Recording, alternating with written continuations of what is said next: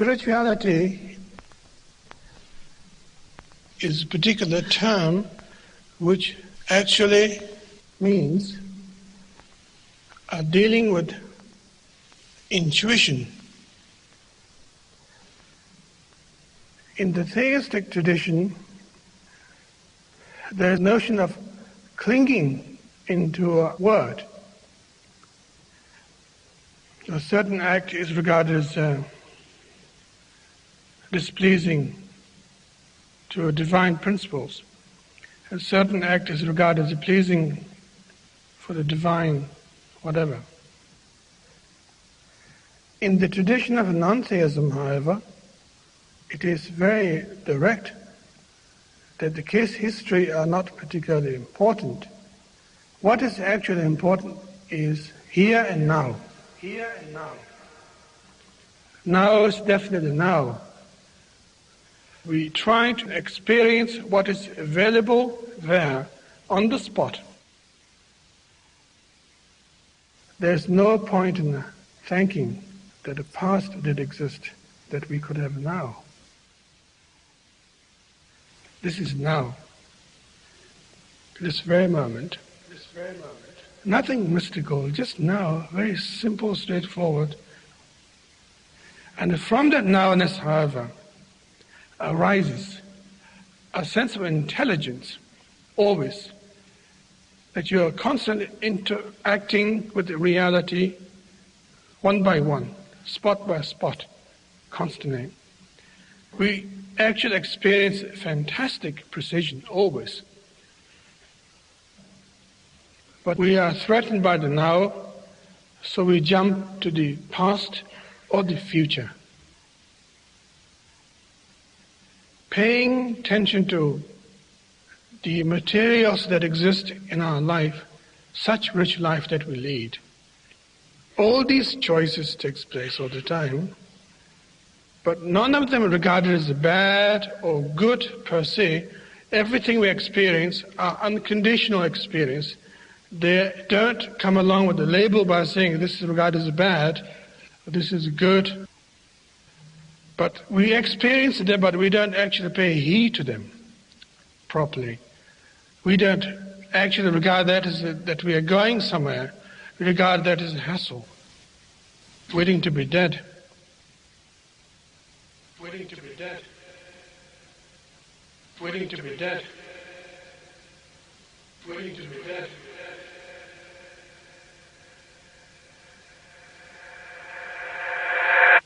That's the problem. And that is not trusting the nowness properly, that what is actually experienced now possessed a lot of powerful things. It is so powerful that we can't face it. Therefore we have to borrow from the past, invite future all the time.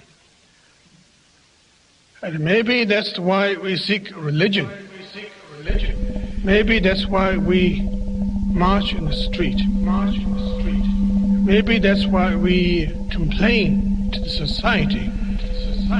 Maybe that's why we vote for the presidents. It's quite ironical. Very funny indeed.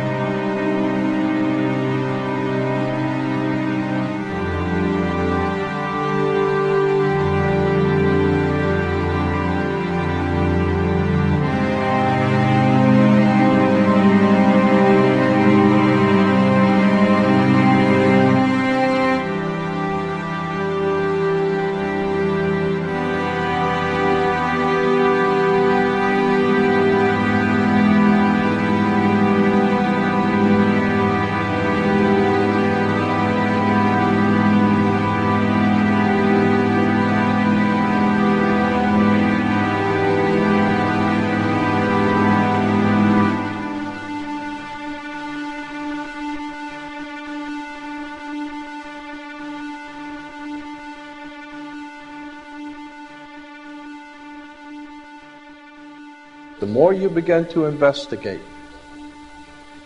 what we think we understand, where we came from, what we think we're doing, the more you begin to see we've been lied to. We've been lied to by every institution. What makes you think for 1 minute that the religious institution is the only one that's never been touched? The religious institutions of this world are at the bottom of the dirt. The religious institutions in this world are put there by the same people who gave you your government, your corrupt education, who set up your international banking cartels, because our masters don't give a damn about you or your family. All they care about is what they have always cared about, and that's controlling the whole damn world. We have been misled away from the true and divine presence in the universe that men have called God. I don't know what God is, but I know what He isn't. And unless and until you are prepared to look at the whole truth, and wherever it may go, whoever it may lead to, if you want to look the other way, or if you want to play favorites, then somewhere along the line you're going to find out you're messing with divine justice. The more you educate yourself, the more you understand where things come from, the more obvious things become, and you begin to see lies everywhere. You have to know the truth and seek the truth, and the truth will set you free.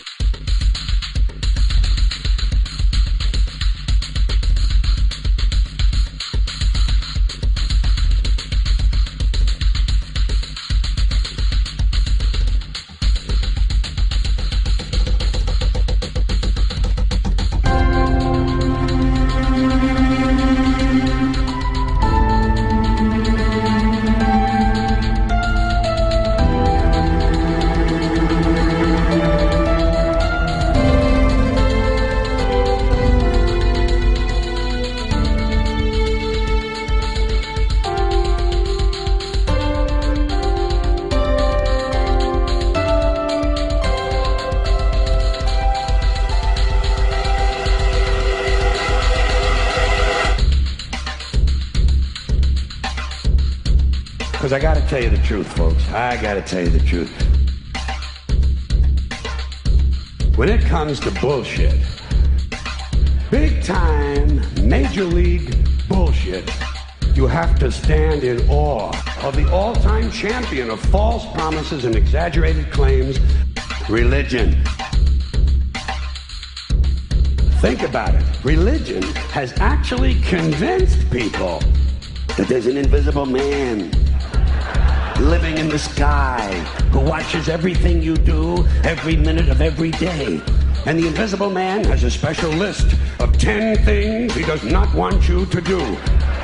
And if you do any of these 10 things, he has a special place full of fire and smoke and burning and torture and anguish, where he will send you to live and suffer and burn and choke and scream and cry forever and ever till the end of time.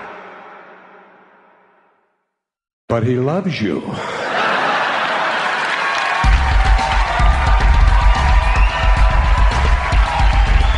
loves you. He loves you, and he needs money. He always needs money. He's all powerful, all perfect, all knowing, and all wise. Somehow, just can't handle money. Religion takes in billions of dollars, they pay no taxes, and they always need a little more. Now, you talk about a good bullshit story. Holy shit.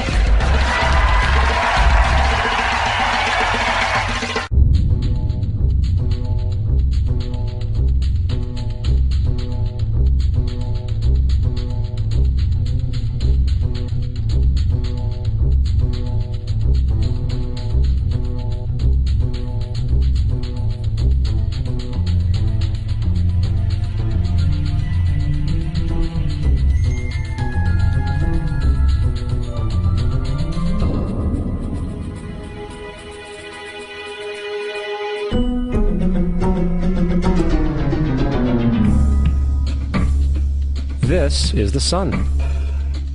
As far back as 10,000 BC, history is abundant with carvings and writings reflecting people's respect and adoration for this object. And it is simple to understand why, as every morning the sun would rise, bringing vision, warmth, and security, saving man from the cold, blind, predator-filled darkness of night. Without it, the cultures understood, the crops would not grow, and life on the planet would not survive. These realities made the sun the most adored object of all time. Likewise, they were also very aware of the stars.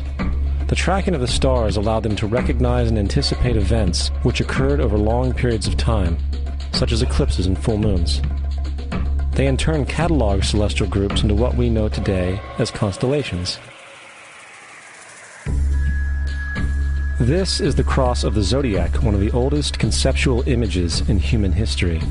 It reflects the sun as it figuratively passes through the 12 major constellations over the course of a year.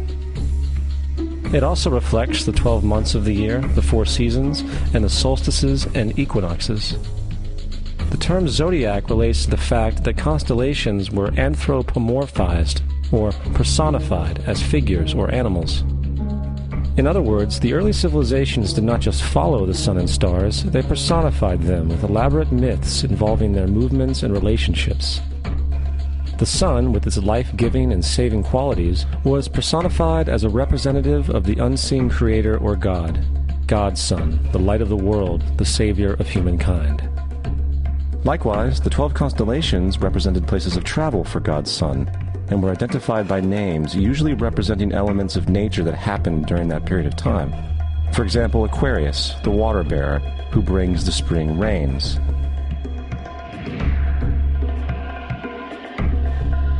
This is Horus. He is the sun god of Egypt of around 3000 BC. He is the sun anthropomorphized, and his life is a series of allegorical myths involving the sun's movement in the sky. From the ancient hieroglyphics in Egypt, we know much about this solar messiah.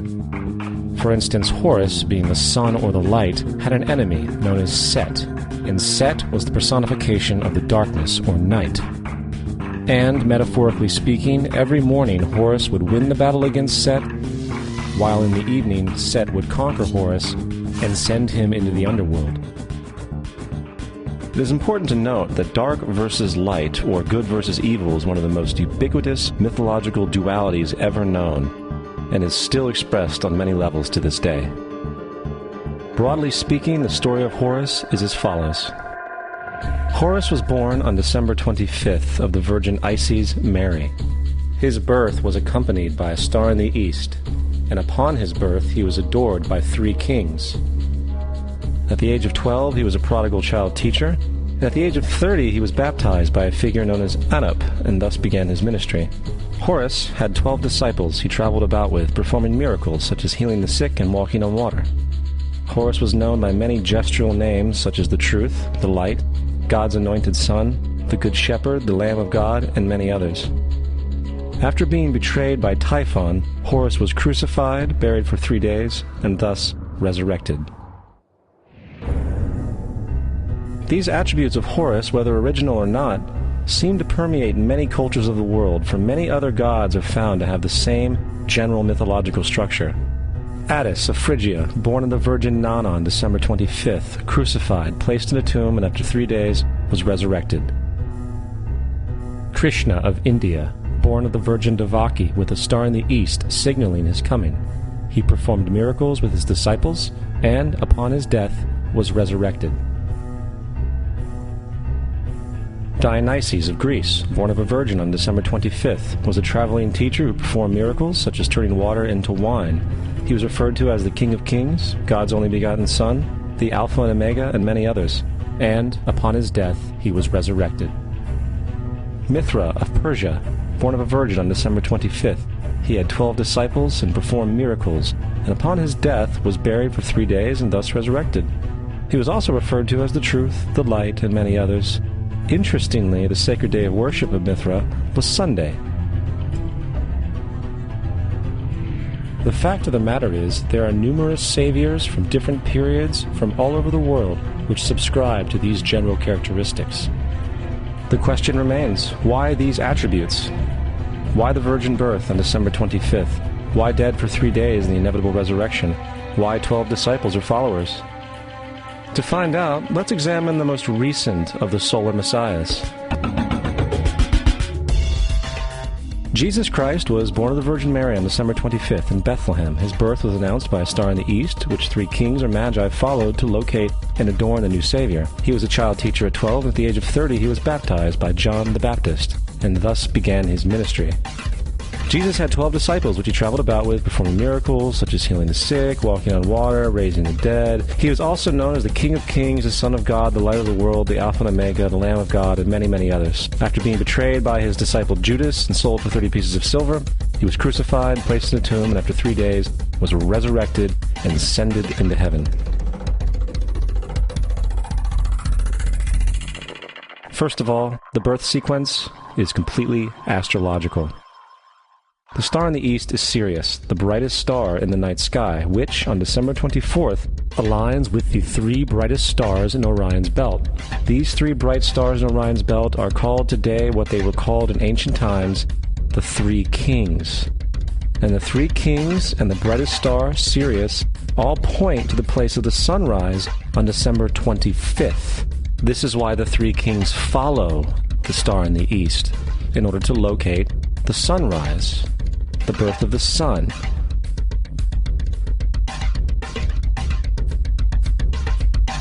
The Virgin Mary is the constellation Virgo, also known as Virgo the Virgin.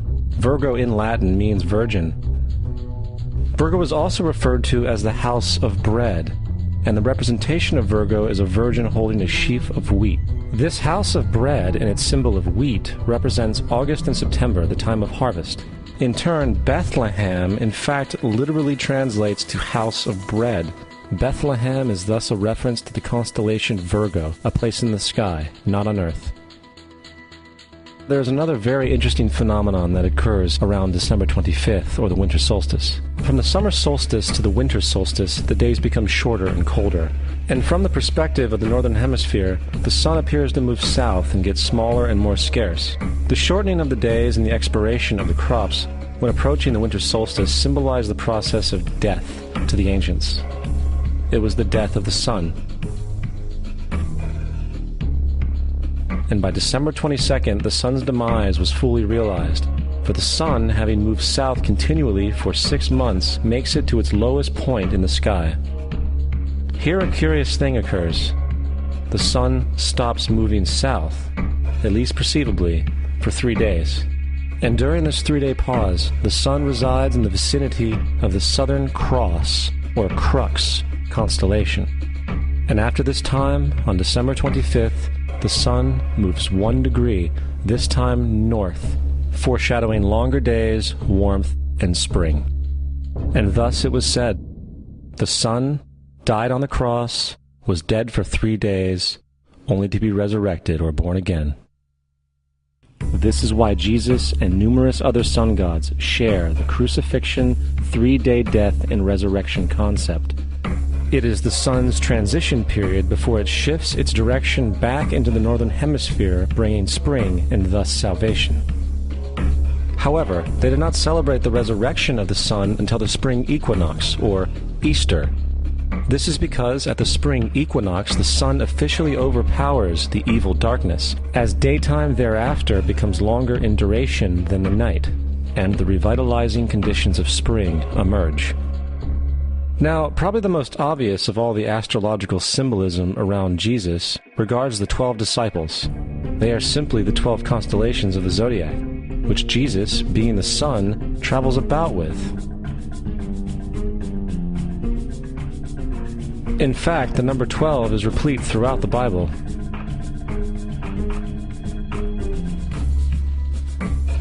Coming back to the cross of the zodiac, the figurative life of the sun, this was not just an artistic expression or tool to track the sun's movement.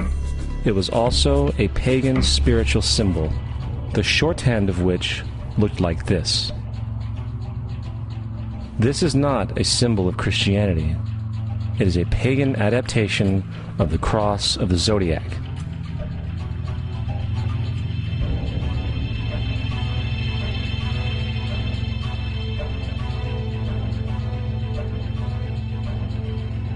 This is why Jesus in early occult art is always shown with his head on the cross, for Jesus is the Son of God, the light of the world, the risen Savior who will come again, as it does every morning, the glory of God who defends against the works of darkness as he is born again every morning and can be seen coming in the clouds up in heaven with his crown of thorns or sun rays.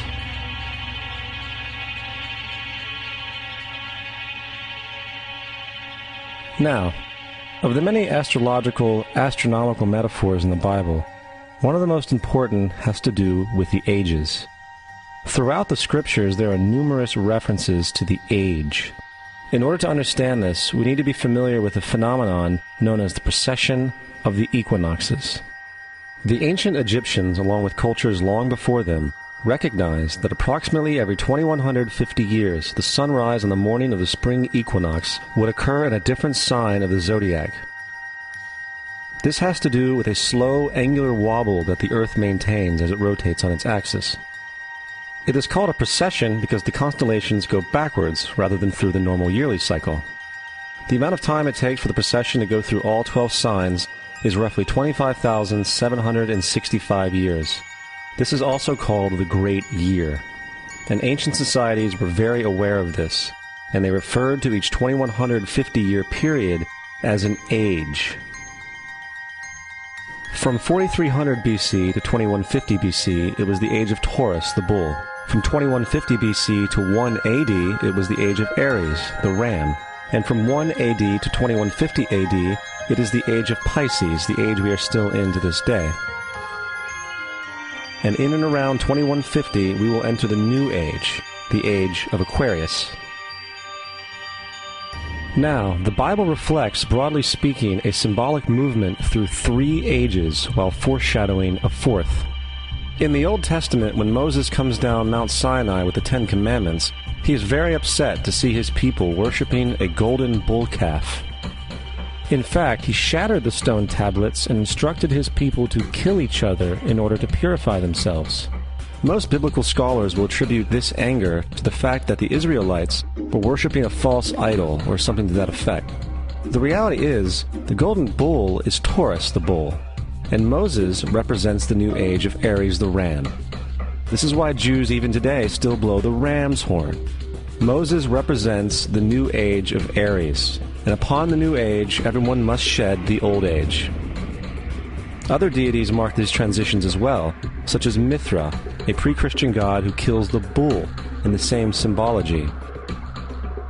Now Jesus is the figure who ushers in the age following Aries, the age of Pisces, or the 2 fish. Fish symbolism is very abundant in the New Testament. Jesus feeds 5,000 people with bread and 2 fish. When he begins his ministry walking along Galilee, he befriends 2 fishermen who follow him. And I think we have all seen the Jesus fish on the back of people's cars. Little do they know what it actually means. It is a pagan astrological symbolism for the sun's kingdom during the age of Pisces. Also, Jesus' assumed birth date is essentially the start of this age.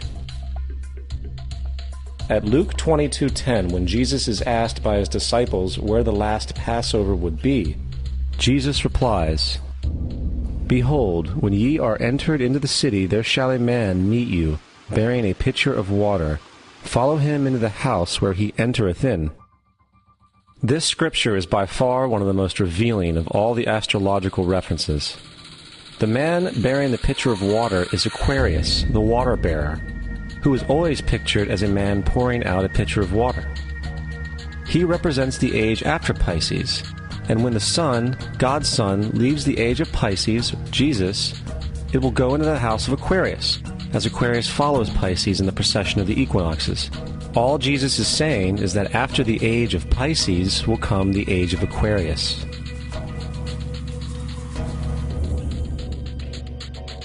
Now, we have all heard about the end times and the end of the world.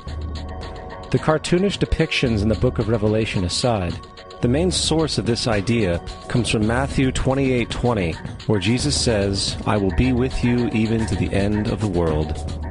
However, in the King James Version, world is a mistranslation, among many mistranslations. The actual word being used is eon, which means age.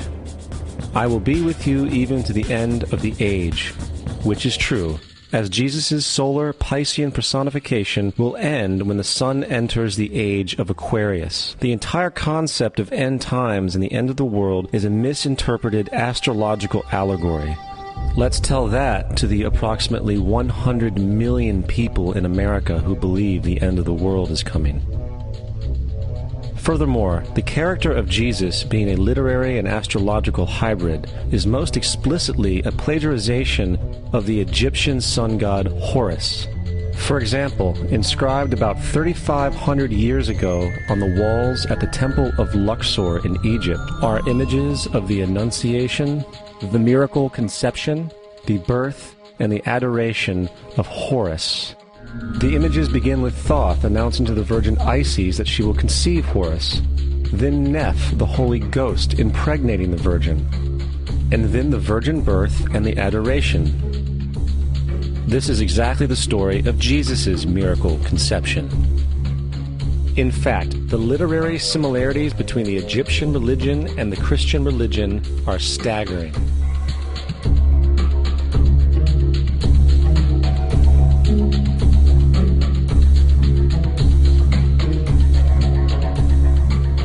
And the plagiarism is continuous. The story of Noah and Noah's Ark is taken directly from tradition. The concept of the Great Flood is ubiquitous throughout the ancient world, with over 200 cited claims in different periods and times. However, one need look no further for a pre-Christian source than the Epic of Gilgamesh, written in 2600 BC. This story talks of a great flood commanded by God, an ark with saved animals upon it, and even the release and return of a dove, all held in common with the biblical story, among many other similarities. And then there is the plagiarized story of Moses. Upon Moses' birth, it is said that he was placed in a reed basket and set adrift in a river in order to avoid infanticide. He was later rescued by a daughter of royalty and raised by her as a prince. This baby in a basket story was lifted directly from the myth of Sargon of Akkad of around 2250 BC. Sargon was born, placed in a reed basket in order to avoid infanticide, and set adrift in a river. He was in turn rescued and raised by Aki, a royal midwife. Furthermore, Moses is known as the lawgiver, the giver of the Ten Commandments, the Mosaic Law. However, the idea of a law being passed from God to a prophet up on a mountain is also a very old motif. Moses is just another lawgiver in a long line of lawgivers in mythological history. In India, Manu was the great lawgiver. In Crete, Minos ascended Mount Dicta, where Zeus gave him the sacred laws, while in Egypt there was Meses, who carried stone tablets, and upon them the laws of God were written. Manu, Minos, Meses, Moses. And as far as the Ten Commandments, they are taken outright from spell 125 in the Egyptian Book of the Dead. What the Book of the Dead phrased, "I have not stolen," became "Thou shalt not steal." "I have not killed," became "Thou shalt not kill." "I have not told lies," became "Thou shalt not bear false witness," and so forth. In fact, the Egyptian religion is likely the primary foundational basis for the Judeo-Christian theology.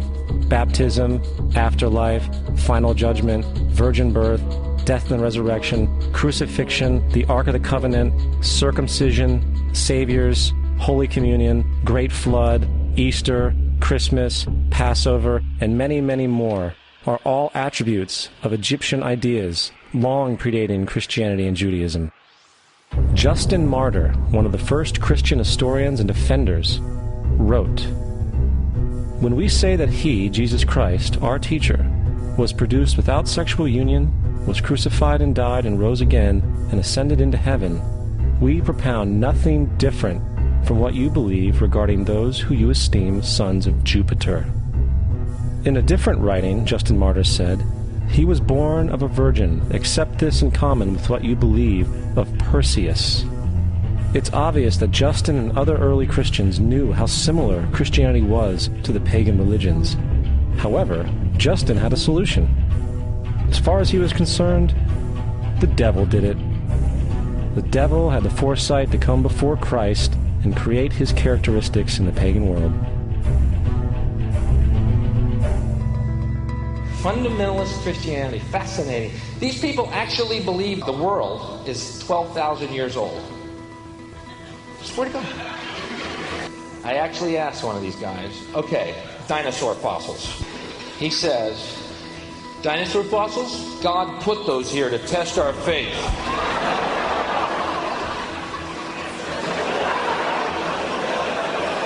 I think God put you here to test my faith, dude.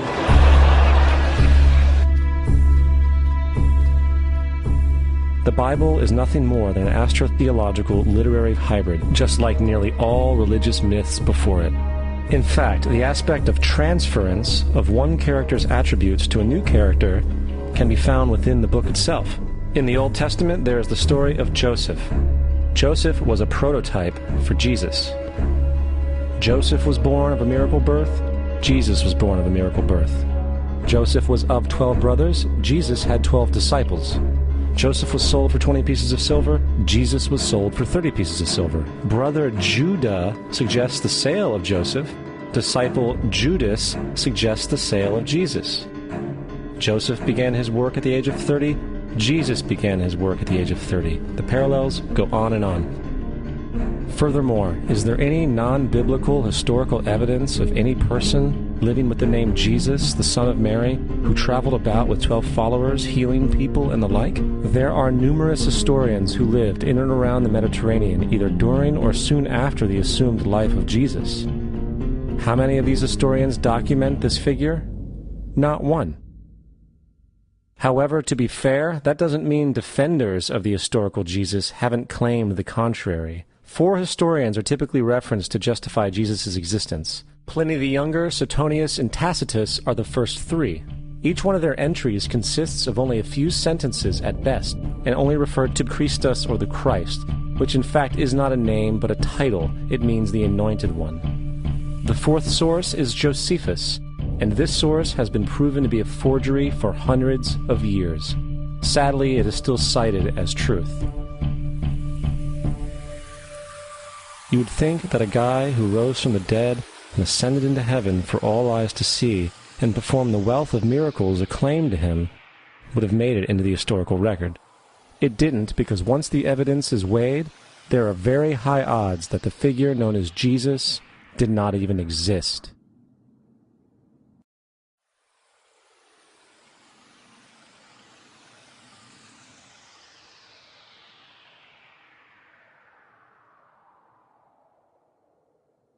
We don't want to be unkind, but we want to be factual. We don't want to cause hurt feelings, but we want to be academically correct in what we understand and know to be true. Christianity just is not based on truth. We find that Christianity was in fact nothing more than a Roman story, developed politically.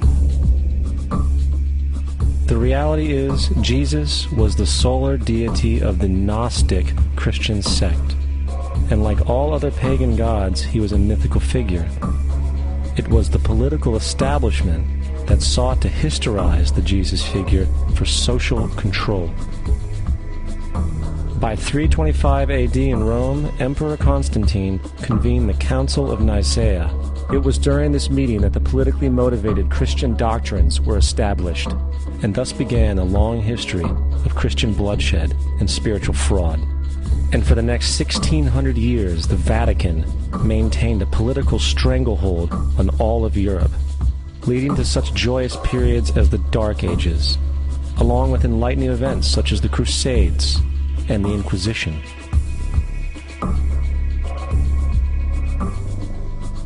Christianity, along with all other theistic belief systems, is the fraud of the age. It serves to detach the species from the natural world, and likewise each other. It supports blind submission to authority. It reduces human responsibility to the effect that God controls everything, and in turn awful crimes can be justified in the name of a divine pursuit. And most importantly, it empowers those who know the truth, but use the myth to manipulate and control societies. The religious myth is the most powerful device ever created and serves as the psychological soil upon which other myths can flourish.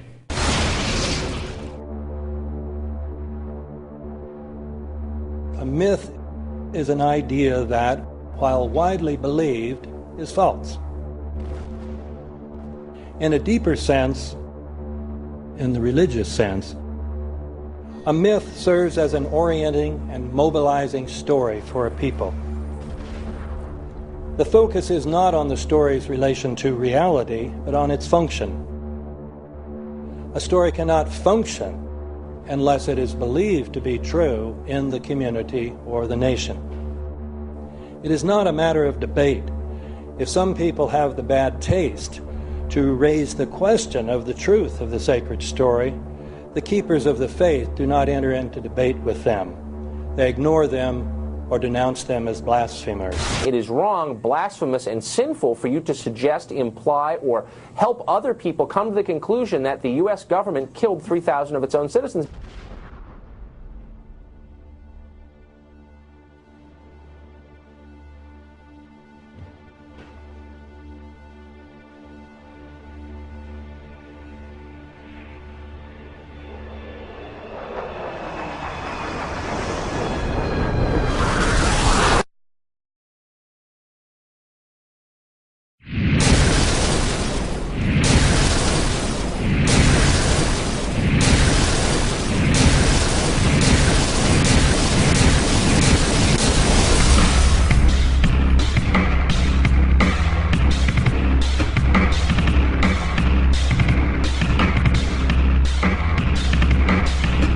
If a demolition team set off when you see the old demolitions of these old buildings. It looks like one of those scenes of an old building being purposely dynamited and blown up. Anybody who's ever watched a building being demolished on purpose knows that if you're going to do this, you have to get at the under-infrastructure of a building and bring it down. The way the structure is collapsing, this was the result of something that was planned. It's not accidental that the first tower just happened to collapse and then the second tower just happened to collapse in exactly the same way. How they accomplished this, we don't know. The building collapsed to dust. You don't find a desk. You don't find a chair. You don't find a telephone, a computer. The biggest piece of a telephone I found was half of the keypad, and it was about this big.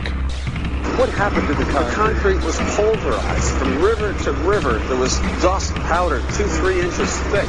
The concrete was just pulverized. In addition to those pictures we've all seen too much on television before, when a building was deliberately destroyed by well-placed dynamite to knock it down.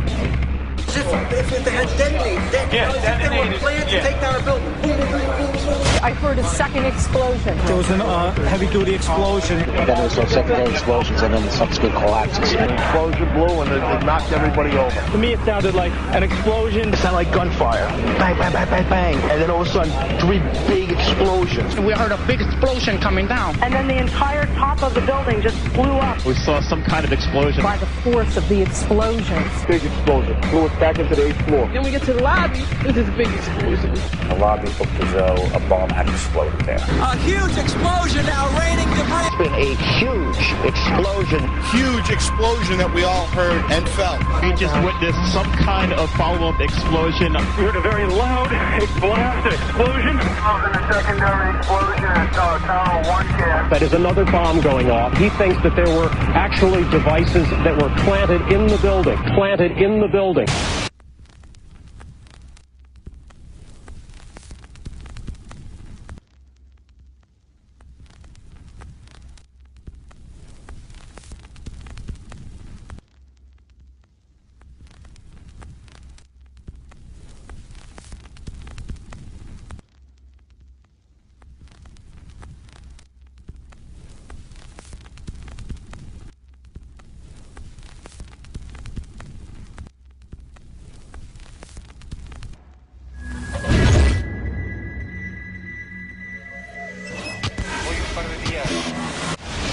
I don't think anybody could have predicted that they would try to use an airplane as a missile, a hijacked airplane as a missile. Nobody in our government, at least, and I don't think the prior government that could envision flying airplanes into buildings. No specific threat involving really a domestic operation or involving what happened, obviously, the city's airliner and so forth. There were no warning signs that I'm aware of. USA Today reports that in the 2 years before the attacks on September the 11th, NORAD conducted exercises using hijacked airliners as weapons.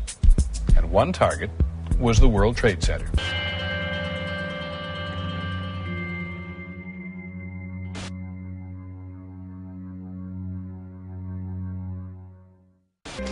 In confidential documents from the Philippines obtained by CNN, the plan was clear.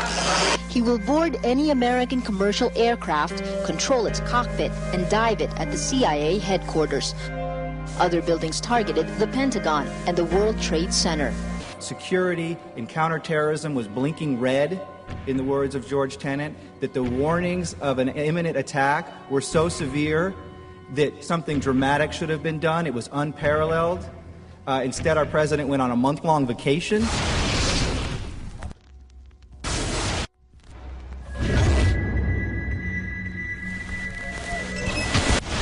The head of Pakistani intelligence at the ISI, Mahmoud Ahmed, requested Omar Sheikh to wire $100,000 to Mohammed Atta, who was the lead hijacker. Hijacker Mohammed Atta received wire transfers via Pakistan. The man sending the money to Atta is believed to be Ahmed Umar Saeed Sheikh. Omar Sheikh admitted he was supported by the Pakistan government's intelligence service, the ISI.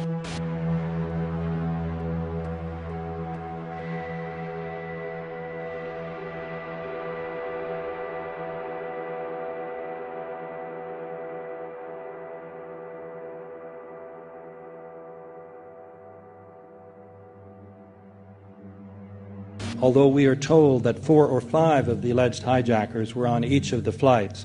If so, their names should have been on the flight manifests.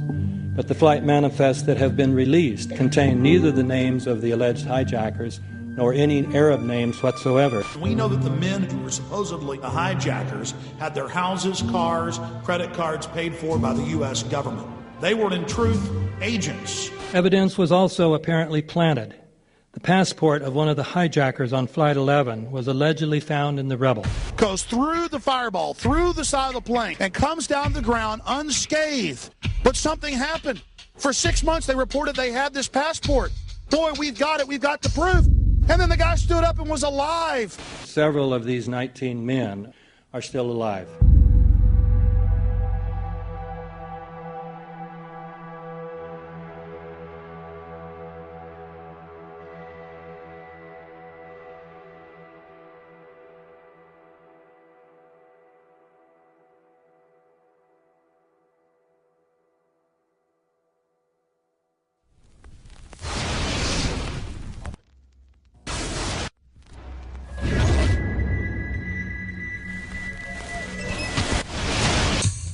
Of course we're after Saddam Hussein, bin Laden. He's January 2001, the Bush administration orders the FBI and intelligence agencies to back off investigations involving the bin Laden family, including 2 of Osama bin Laden's relatives, who were living, guess where, in Falls Church, Virginia, right next to CIA headquarters. When he was already America's most wanted criminal, he reportedly spent 2 weeks in the American hospital in Dubai, was treated by an American doctor, and visited by the local CIA agent. We have not seen one piece of evidence that links Osama bin Laden directly to the planning stages of September 11th. This failure to provide proof was later said to be unnecessary because bin Laden, in a video allegedly found in Afghanistan, admitted responsibility for the attacks. This confession is now widely cited as proof. But the man in this video has darker skin, fuller cheeks, and a broader nose than the Osama bin Laden of all other videos. We again seem to have planted evidence. In 1976, Osama's older brother Salim bin Laden hired a man in Texas by the name of Jim Bath to handle all the investments in the United States for the bin Laden family. Jim Bath also happens to be a personal, almost lifelong friend and former Air National Guard pilot with George W. Bush. The connections between the Bushes and the bin Ladens become much more clear when George Herbert Walker Bush made trips to Saudi Arabia in 1998 and 2000 to meet with the bin Laden family on behalf of a company called the Carlyle Group.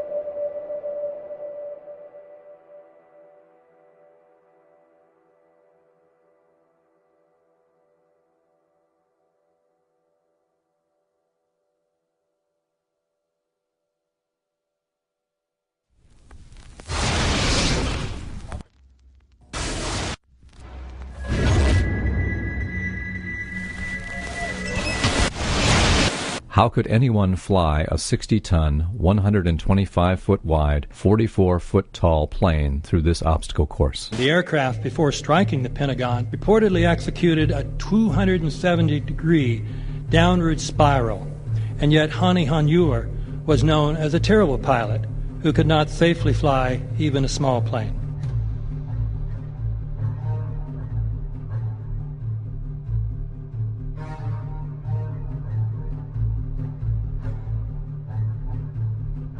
No seats, no luggage, no bodies. Nothing but bricks and limestone. The official explanation is that the intense heat from the jet fuel vaporized the entire plane. Flight 77 had 2 Rolls-Royce engines made of steel and titanium alloy and weigh 6 tons each. It is scientifically impossible that 12 tons of steel and titanium was vaporized by jet fuel. We're also told that the bodies were able to be identified either by their fingerprints or by the DNA. So what kind of fire can vaporize aluminum and tempered steel and yet leave human bodies intact? From my close-up inspection, there's no evidence of a plane having crashed anywhere near the Pentagon. And as I said, the only pieces left that you can see are small enough that you could pick up in your hand. Shortly after the strike, government agents picked up debris and carried it off. The entire lawn was covered with dirt and gravel, so that any remaining forensic evidence was literally covered up. The videos from security cameras, which would show what really hit the Pentagon, were immediately confiscated by agents of the FBI, and the Department of Justice has to this day refused to release them. If these videos would prove that the Pentagon was really hit by a 757, most of us would assume the government would release them.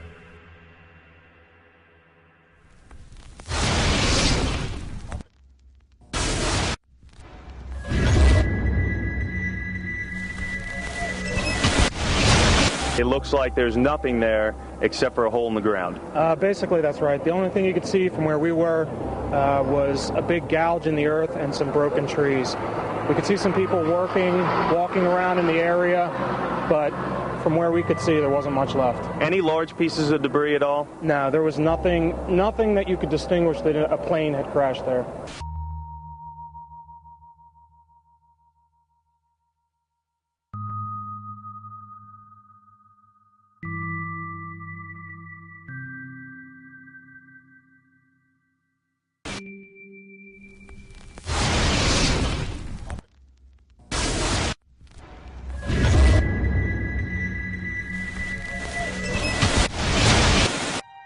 Pancake theory, according to which the fires, while not melting the steel, heated it up sufficiently to cause the floors weakened by the airplane strikes to break loose from the steel columns, and this started a chain reaction. So you would expect then from that theory, which is the official theory, to see a whole stack of floors piled up on top of each other and then a spindle of core columns standing too. The core of each of the twin towers consisted of 47 massive steel columns. If the floors had broken loose from them, these columns would have still been sticking up into the air 1,000 feet.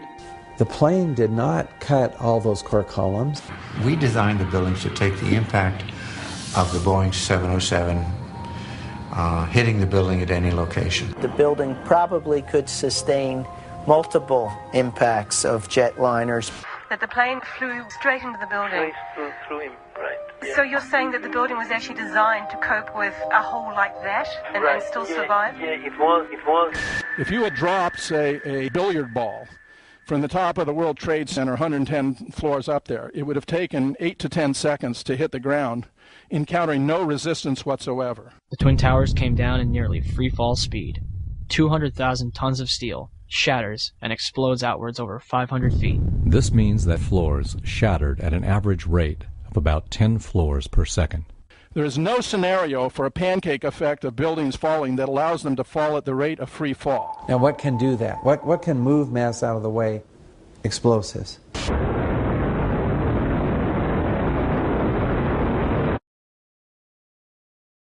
"47 huge steel columns going up the core. They're interconnected. How do you get them to fail simultaneously so the core disappears? It looks like those core columns were cut. The way we do this is by cutting the beam at an angle.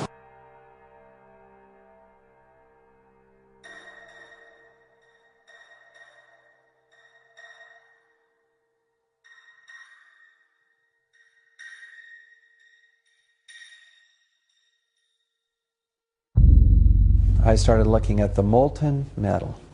All three buildings, both towers in the rubble, in the basement areas, and Building 7, there's these pools of molten metal.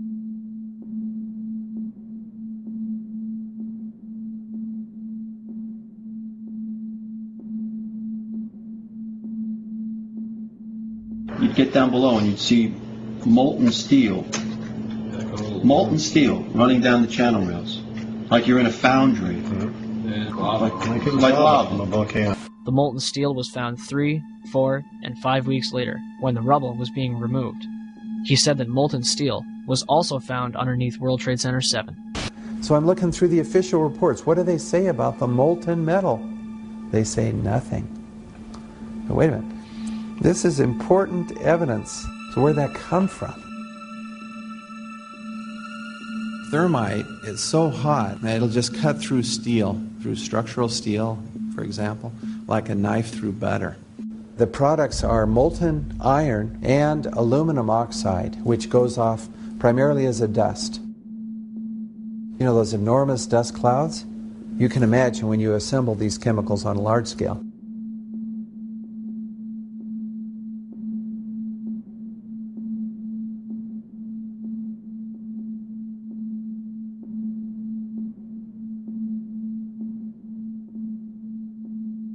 Molten metal pools under both towers after they collapsed, and Building 7. Now, Building 7 wasn't even hit by a jet. Part of the problem is that most people simply don't know much about Building 7 due to the extraordinary secrecy surrounding this collapse. And this was a 47-story skyscraper. This building fell at 5:25. It was not hit by a plane. This building had fires on only 2 or 3 floors. And it was brought down by what we know was a controlled demolition. Demolitions, they look just like that. You know, a kink in the middle, and then that building just comes straight down, almost at free fall speed. They first blow one of the central columns so the building falls in on itself. Building 7 had a classic crimp or wedge. Its central column was blown out first, so it didn't structurally damage buildings just a few feet away from it.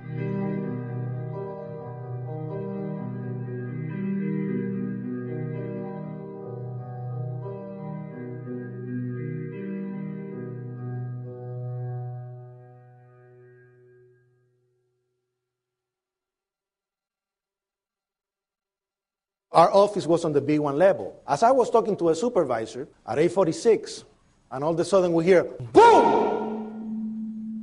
An explosion so hard that pushed us upwards. And it came from the basement between the B2 level and the B3 level. And when I went to verbalize, we hear, boom! The impact of the plane on the top. As I'm walking by the main freight corridor building in the corridor, that's when I got blown. I mean, the impact of the explosion threw me to the floor, and that's when everything started happening. All of a sudden, a big impact happened again, and all the ceiling tile was falling down, the light fixtures were falling. You know, you got to go clear across the whole from 1 to 2 World Trade Center, and then all of a sudden, it happened all over again. Something else hit us to the floor. Right in the basement, you felt it. Walls were caving in, everything that was going on. I mean, I know of people that got killed in the basement. I know of people that got broken legs in the basement. People that got reconstructive surgery because the walls hit them in the face.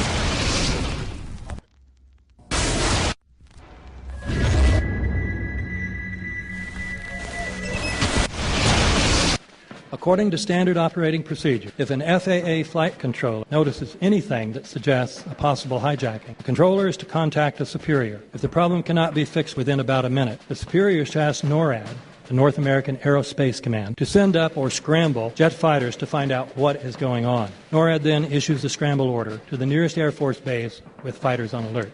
But although interceptions usually occur within 10 or so minutes, in this case, 80 or so minutes had elapsed before fighters were even airborne. It's a mind-bending anomaly.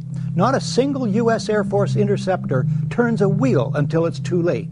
There are no jets at all. What if they were so confused and had been so deliberately confused that they couldn't respond?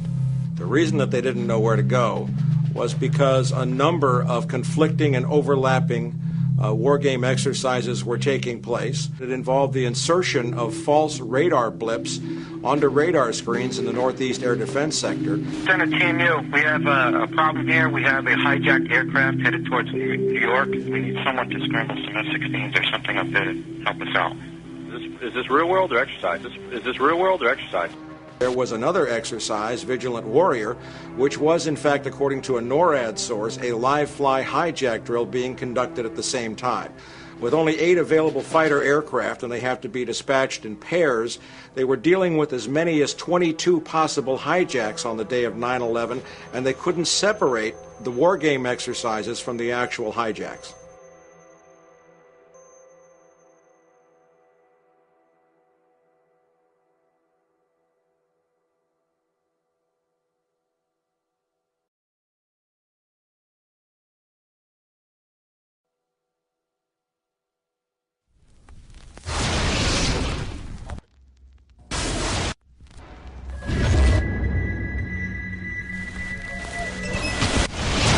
Page 172. The U.S. government has not been able to determine the origin of the money used for the 9/11 attacks. Ultimately, the question is of little practical significance. The American authorities have not managed to trace the source of the funding. And then the most amazingly disingenuous statement, ultimately, is it of little consequence. It is of massive consequence. Doesn't it matter who paid for 9/11? The collapse of Building 7 has been recognized as especially difficult to explain. The 9/11 Commission report implicitly admitted that it could not explain the collapse of this building by not even mentioning it. President, why are you and the Vice President insisting on appearing together before the 9/11 Commission? Because the 9/11 Commission wants to ask us questions. That's why we're meeting, and I look forward to meeting with them and answering their questions. Why you're appearing together rather than separately, which was their request?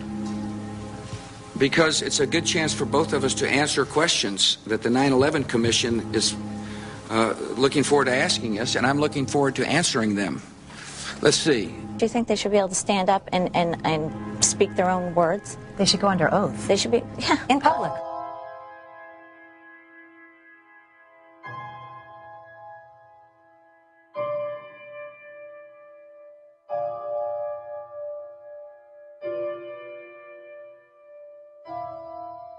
Don't you think that the families deserve to have a transcript or to be able to see what you Adam, said? you asked me that question yesterday. I got the same answer, yeah. The final report was a unanimous report. That means that if there was a single commissioner who had any objection about anything, that fact would be dropped from the report. We have found out that he not only served on the transition team of the Bush administration, that he was a person who wrote a draft memo for the setup of the Bush administration's National Security Council, that he was an individual who wrote the preemptive war strategy that was eventually used for the war in Iraq, that he is a close friend of Condoleezza Rice's. We want him to resign. There is literally nothing in the 9/11 report that the Bush administration did not approve of. We can understand, therefore, why the Commission, under Zelikow's leadership, would have ignored all the evidence that would point to the truth, that 9/11 was a false flag operation intended to authorize the doctrines and funds needed for a new level of imperial mobilization.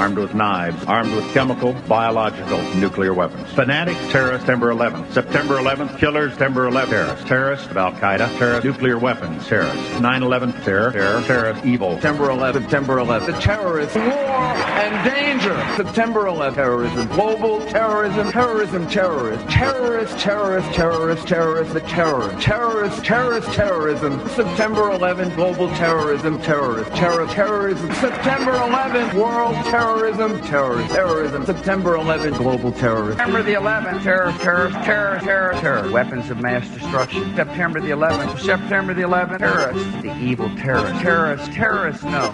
Terrorism. The words are hypnotically repeated.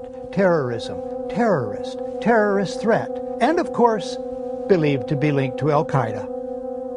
But it's the so-called war on terrorism that's in our faces practically 24/7 as the inescapable focus of our existence. One day, our grandchildren will look back on this time and ask, how was the war on terror won?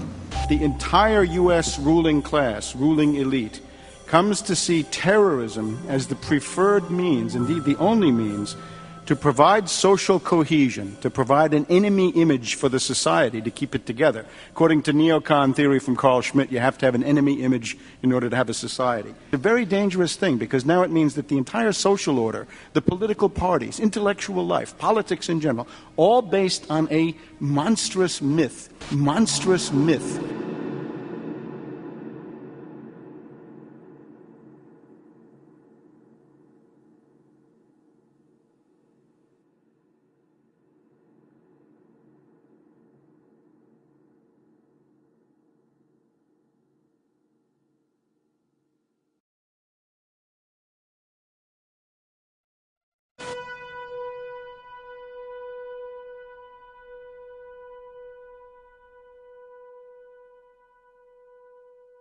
Look, the CIA has done in this country, what they've done to us is unbelievable. Look at the terrorist acts that have occurred. The CIA behind most, if not all of them. We had the Marine barracks. We had our embassy in Kenya. We had Pan Am 103. We had the USS Cole. We had Oklahoma City. We had the World Trade Center in 1993. That helped the terrorists blow up the World Trade Center the first time. They built the bomb. They got the driver's license.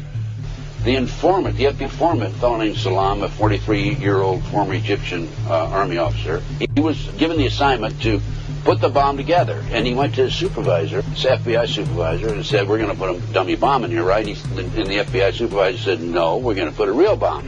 The FBI actually carried out the attack on the World Trade Center in 1993. They actually hired Ahmad Salam and paid him $1 million and gave him real explosives, a detonator, and told him to build a bomb and to give it to the foolish people that he was controlling to allow them to attack the World Trade Center complex. Unfortunately for them, there were only 6 people killed, not enough to pass the legislation. So what happened is 2 years later, April 19, 1995, down comes Oklahoma City Murrah building, 168 people killed. 1 year later, the anti-terrorism legislation that takes away many of our constitutional rights and civil liberties is passed.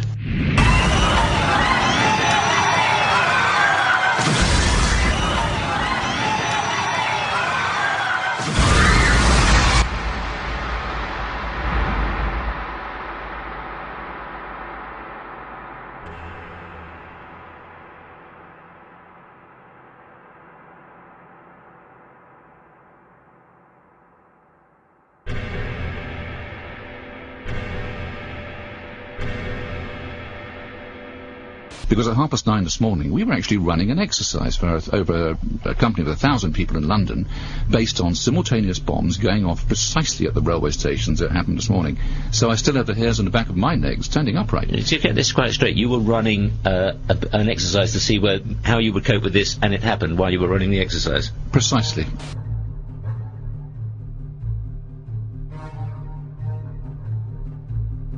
Supposed to believe is some kind of coincidence, there was also an anti-terrorist drill going on 7/7.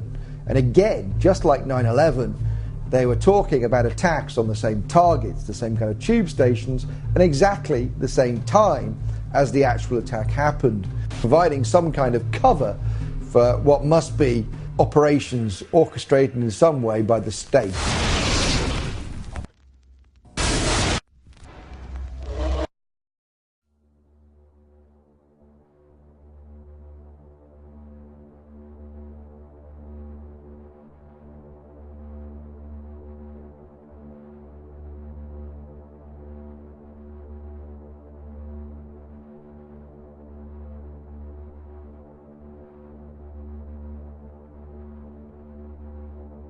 I am absolutely appalled at how much people in this country do not think. We are given to understand that an Arabic guy out there up in the mountains financed the most elaborate attack on this country. Do you think some people in a cave were able to have NORAD stand down? Do you think that people in a cave were able to have all of this happen? And when I think about how many Americans were killed in New York City, and believing as I do that this thing was a setup job, this is a textbook operation that Nazis used, and they've used it over and over again. America has been suckered in one more time. I don't have to tell you things are bad. Everybody knows things are bad. The dollar buys a nickel's worth. Banks are going bust. Shopkeepers keep a gun under the counter. Punks are running wild in the street, and there's nobody anywhere who seems to know what to do, and there's no end to it. We know the air is unfit to breathe, and our food is unfit to eat.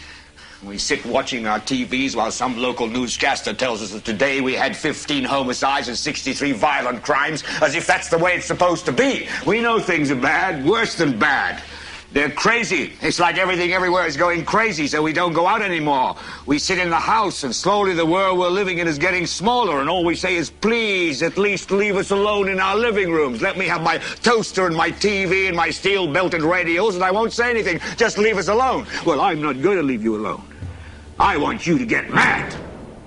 I don't want you to protest. I don't want you to riot. I don't want you to write to your congressmen because I wouldn't know what to tell you to write. I don't know what to do about the depression and the inflation and the Russians and the crime in the street. All I know is that first, you've got to get mad.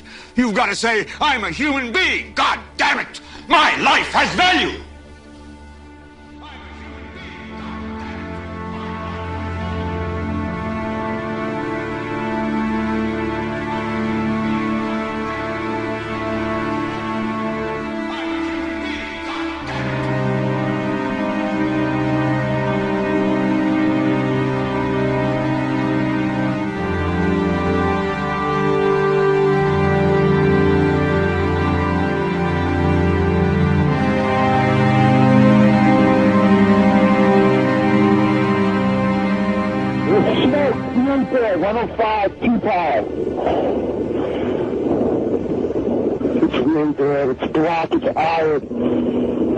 My wife thinks I'm all right. I called her and said I was leaving the building. I was fine, and bang. Two, three of us, two broken windows. Oh, God! Ah!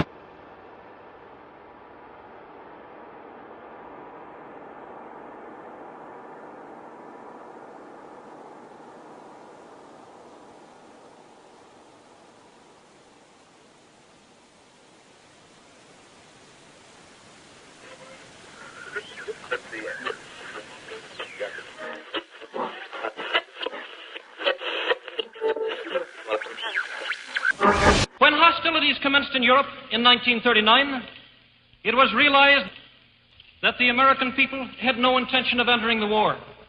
But they believed that this country could be enticed into the war in very much the same way that it was enticed into the last one.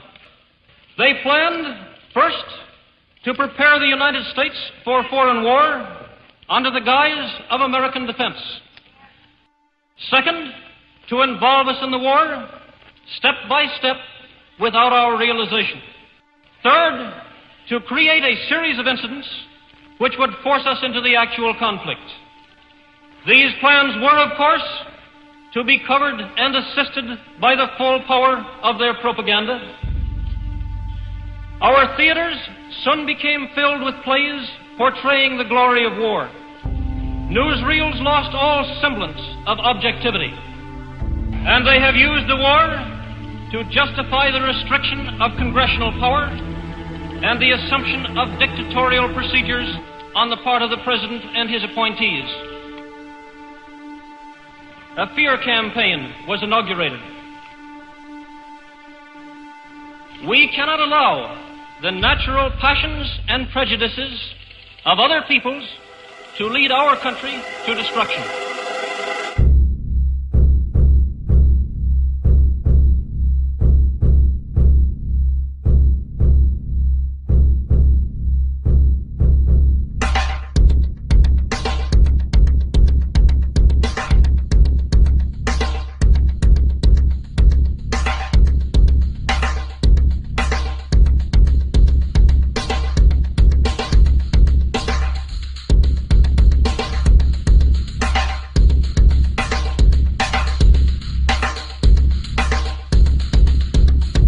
(1775), the American Revolutionary War began as the American colonies sought to detach from England and its oppressive monarchy.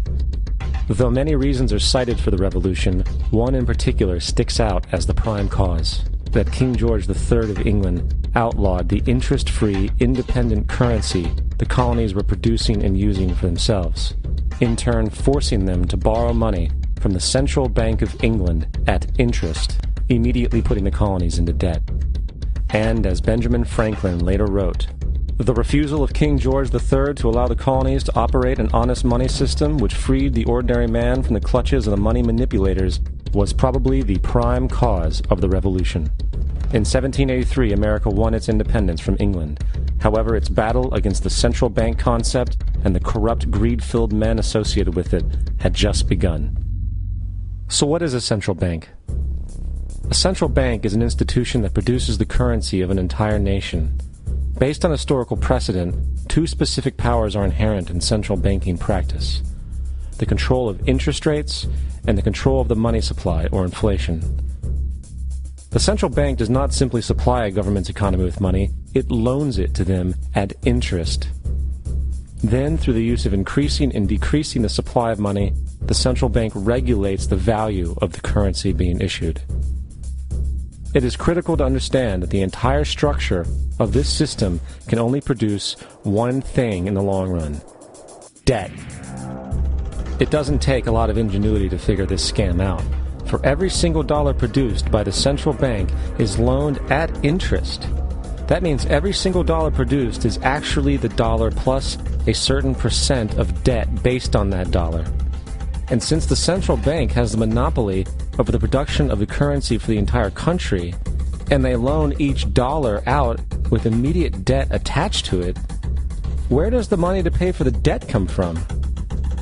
It can only come from the central bank again, which means the central bank has to perpetually increase its money supply to temporarily cover the outstanding debt created, which in turn, since that new money is loaned out at interest as well, creates even more debt. The end result of this system without fail is slavery, for it is impossible for the government and thus the public to ever come out of the self-generating debt. The founding fathers of this country were well aware of this.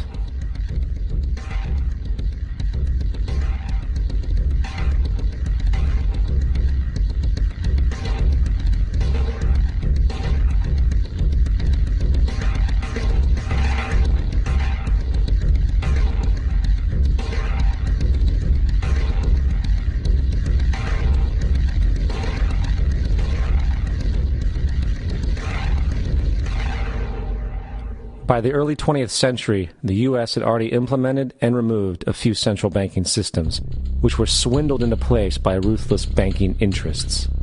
At this time, the dominant families in the banking and business world were the Rockefellers, the Morgans, the Warburgs, the Rothschilds.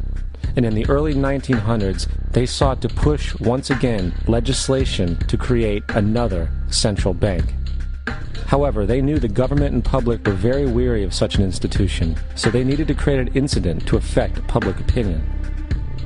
So, J.P. Morgan, publicly considered a financial luminary at the time, exploited his mass influence by publishing rumors that a prominent bank in New York was insolvent or bankrupt. Morgan knew this would cause mass hysteria, which would affect other banks as well. And it did. The public, in fear of losing their deposits, immediately began mass withdrawals. Consequently, the banks were forced to call in their loans, causing the recipients to sell their property, and thus a spiral of bankruptcies, repossessions, and turmoil emerged. Putting the pieces together a few years later, Frederick Allen of Life magazine wrote, "The Morgan interests took advantage to precipitate the panic, guiding it shrewdly as it progressed." Unaware of the fraud, the Panic of 1907 led to a congressional investigation headed by Senator Nelson Aldrich, who had intimate ties to the banking cartels and later became part of the Rockefeller family through marriage. The commission, led by Aldrich, recommended a central bank should be implemented so a panic like 1907 could never happen again. This was the spark the international bankers needed to initiate their plan. In 1910, a secret meeting was held at a J.P. Morgan estate on Jekyll Island off the coast of Georgia. It was there that the central banking bill called the Federal Reserve Act was written. This legislation was written by bankers, not lawmakers.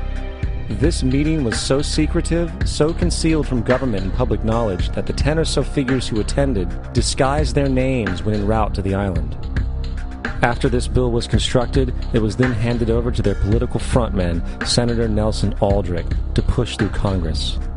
And in 1913, with heavy political sponsorship by the bankers, Woodrow Wilson became president, having already agreed to sign the Federal Reserve Act in exchange for campaign support. And 2 days before Christmas, when most of Congress was at home with their families, the Federal Reserve Act was voted in, and Wilson in turn made it law. Later, Woodrow Wilson wrote, in regret,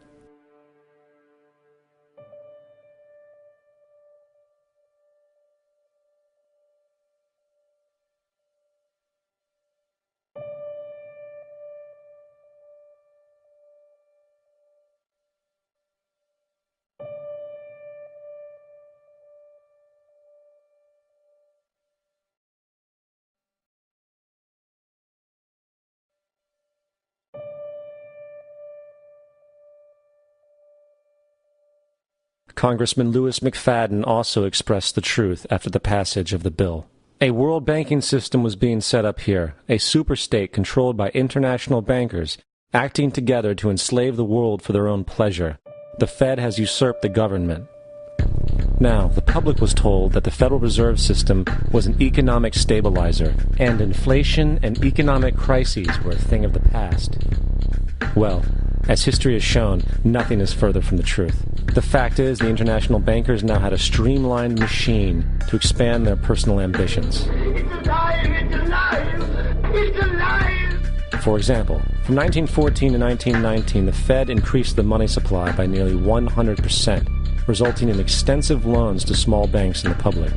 Then, in 1920, the Fed called in mass percentages of the outstanding money supply, thus resulting in the supporting banks having to call in huge numbers of loans, and, just like 1907, bank runs, bankruptcy, and collapse occurred. Over 5,400 competitive banks outside of the Federal Reserve System collapsed, further consolidating the monopoly of a small group of international bankers. Privy to this crime, Congressman Lindbergh stepped up and said in 1921, "Under the Federal Reserve Act, panics are scientifically created. The present panic is the first scientifically created one, worked out as we figure a mathematical equation." However, the Panic of 1920 was just a warm-up. From 1921 to 1929, the Fed again increased the money supply, resulting once again in extensive loans to the public and banks. There was also a fairly new type of loan called a margin loan in the stock market. Very simply, the margin loan allowed an investor to put down only 10% of a stock's price, with the other 90% being loaned through the broker. In other words, a person could own $1,000 worth of stock with only $100 down. This method was very popular in the roaring 1920s, as everyone seemed to be making money in the market. However, there was a catch to this loan. It could be called in at any time and had to be paid within 24 hours. This is termed a margin call, and the typical result of a margin call is the selling of the stock purchased with the loan. So, a few months before October in 1929, J.D. Rockefeller, Bernard Baruch, and other insiders quietly exited the market, and on October 24th, 1929, the New York financiers who furnished the margin loans started calling them in masse. This sparked an instantaneous, massive sell-off in the market, for everyone had to cover the margin loans. It then triggered mass bank runs for the same reason, in turn collapsing over 16,000 banks, enabling the conspiring international bankers to not only buy up rival banks at a discount, but to also buy up whole corporations at pennies on the dollar. It was the greatest robbery in American history. But that didn't stop there. Rather than expanding the money supply in order to recover from this economic collapse, the Fed actually contracted it, fueling one of the largest depressions in history. Once again outraged, Congressman Louis McFadden, a longtime opponent of the banking cartels, began bringing impeachment proceedings against the Federal Reserve Board, saying of the crash and depression, it was a carefully contrived occurrence. International bankers sought to bring about a condition of despair so that they might emerge the rulers of us all. Not surprisingly, and after 2 previous assassination attempts, McFadden was poisoned at a banquet before he could push for the impeachment. Now, having reduced the society to squalor, the Federal Reserve bankers decided that the gold standard should be removed. In order to do this, they needed to acquire the remaining gold in the system. So, under the pretense of helping to end the Depression, came the 1933 gold seizure. Under the threat of imprisonment for 10 years, everyone in America was required to turn in all gold bullion to the Treasury, essentially robbing the public of what little wealth they had left. And at the end of 1933, the gold standard was abolished. If you look at a dollar bill from before 1933, it says it is redeemable in gold.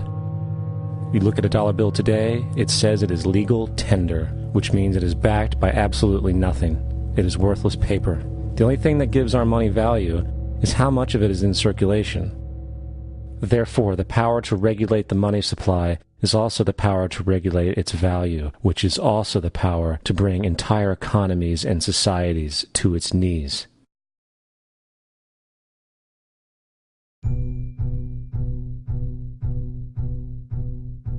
It's important to clearly understand, the Federal Reserve is a private corporation. It is about as Federal Express. It makes its own policies and is under virtually no regulation by the U.S. government. It is a private bank that loans all the currency at interest to the government, completely consistent with the fraudulent central banking model that the country sought to escape from when it declared independence in the American Revolutionary War. Now, going back to 1913, the Federal Reserve Act was not the only unconstitutional bill pushed through Congress. They also pushed the federal income tax. It's worthwhile to point out that the American public's ignorance towards the federal income tax is a testament to how dumbed down and oblivious the American population really is. First of all, the federal income tax is completely unconstitutional, as it is a direct, unapportioned tax. All direct taxes have to be apportioned to be legal based on the Constitution. Secondly, the required number of states in order to ratify the amendment to allow the income tax was never met, and this has even been cited in modern court cases.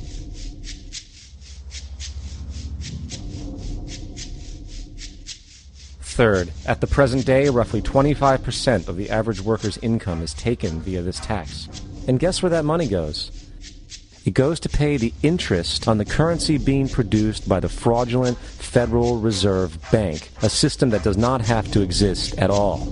The money you make working almost 3 months out of the year goes almost literally into the pockets of the international bankers who own the private Federal Reserve Bank. And fourth, even with the fraudulent government claim as to the legality of the income tax, there is literally no statute, no law in existence that requires you to pay this tax, period. I really expected that, of course there's a law that you can point to in the law book, the code, that requires you to file a tax return. Of course there is. I was at that point where I couldn't find the statute that clearly made a person liable. At least not me, and most people I know, and I had no choice in my mind except to resign. Based on the research that I did throughout the year 2000, and that I'm still doing, I have not found that law. I've asked Congress, we've asked a lot of people in the IRS commissioners, helpers. They can't answer, because if they answer, the American people are going to know that this whole thing is a fraud. I haven't filed an federal income tax return since I left. I have not filed a tax return since 1999. The income tax is nothing less than the enslavement of the entire country. Now, the control of the economy and the perpetual robbery of wealth is only one side of the Rubik's Cube the bankers hold in their hands. The next tool for profit and control is war. Since the inception of the Federal Reserve in 1913, a number of large and small wars have commenced. The three most pronounced were World War I, World War II, and Vietnam. World War I. In 1914, European wars broke out centered around England and Germany. The American public wanted nothing to do with the war. In turn, President Woodrow Wilson publicly declared neutrality. However, under the surface, the U.S. administration was looking for any excuse it could find to enter it. In a noted observation by Secretary of State William Jennings, the large banking interests were deeply interested in the World War because of the wide opportunities for large profits. It's important to understand that the most lucrative thing that can happen for the international bankers is war, for it forces the country to borrow even more money from the Federal Reserve Bank at interest. Woodrow Wilson's top advisor and mentor was Colonel Edward House, a man with intimate connections with the international bankers who wanted in the war.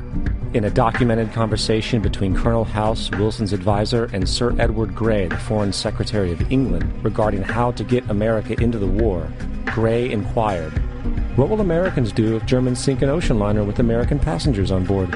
House responded, "I believe that a flame of indignation would sweep the United States, and that by itself would be sufficient to carry us into war."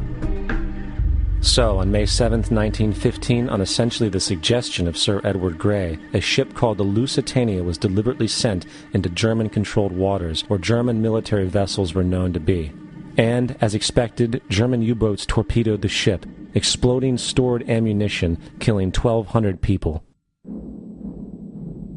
To further understand the deliberate nature of this setup, the German embassy actually put advertisements in the New York Times telling people that if they boarded the Lusitania, they did so at their own risk, as such a ship sailing from America to England through the war zone would be liable to destruction.